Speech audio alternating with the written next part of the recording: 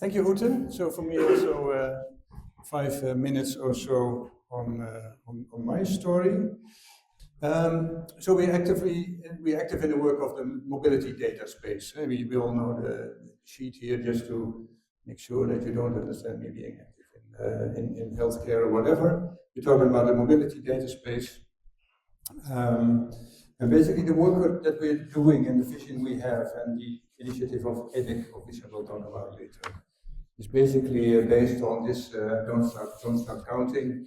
But this analysis, I think it's 2 years old or something. How do we come to a common European mobility data space? On the right-hand side, we see the results of a commission of friends who made a count of different initiatives in Europe, and it's a lot. I think the number was 200 and something. So clearly, this is not a way to get anywhere. Also understanding that all these initiatives, generally speaking, were national, in silos, not coordinated, not aligned. We all know them, we are all familiar with them, sometimes we act in them. So from that perspective, if you talk about the future, your references to European data strategy, you want to come to a sustainable digital infrastructure in reference to data spaces.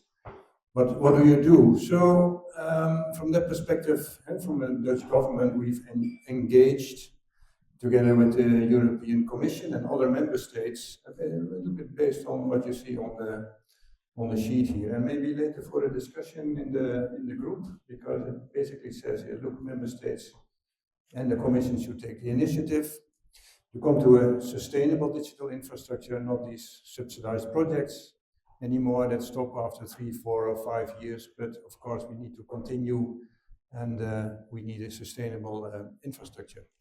So the legal framework, most of us know, Data Act, etc., but also the organizational framework to establish this infrastructure. That's the topic and the theme, and we may disagree and have a discussion later.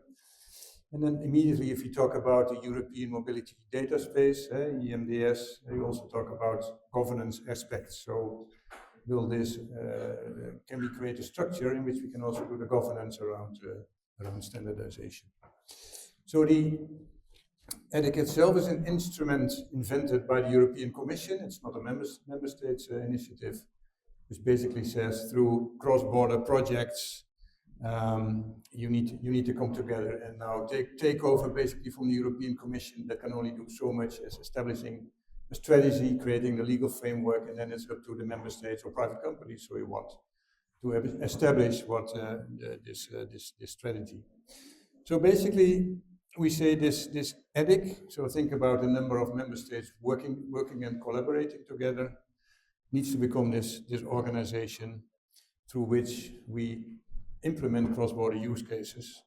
And with that feedback, we collectively come to a world where we have standardization. So away from these initial individual nation-based, often initiative, member state-based, but really cross-border where you have the obligation to connect. So you want one data space with another and find a compromise, whatever that is, on standardization.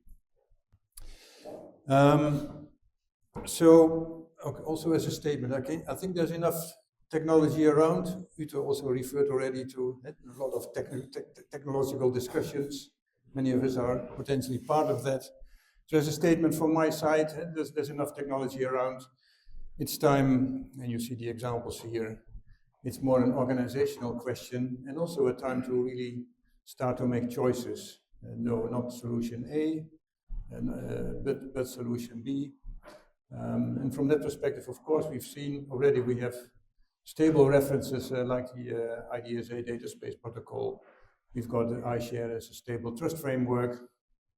I think the presentation of Peter on EDIC was very inspiring. So what do we need more? And if we start asking ourselves those questions, this already is a pre-choice that if this is the road to embark, we potentially eliminate other technological solutions. I think it's time to go there, to make those decisions. And we're trying hard from a Dutch perspective to make this EDIC work, where is the idea these choices will be made in the near future. So, so far for my introduction. Thank you, John.